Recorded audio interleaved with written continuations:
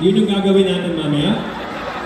Gusto ko doon na sinabi ko lamang mag-more kayo pero may ginawa niyo pang we want more isa, we want isa pa, we want more isa. Ibig sabihin galing sa inyo yun, from the heart na yun. Aww.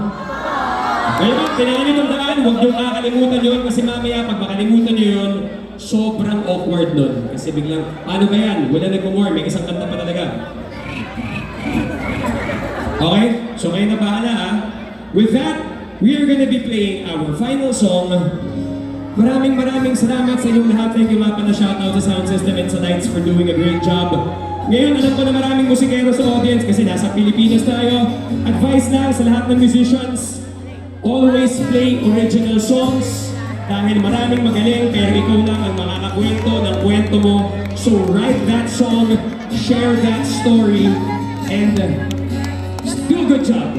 With that, again, we're Sponge Cola. Maraming salamat. We'll leave you with a song that we have been playing since high school. I'm not even kidding, since high school. Here we go.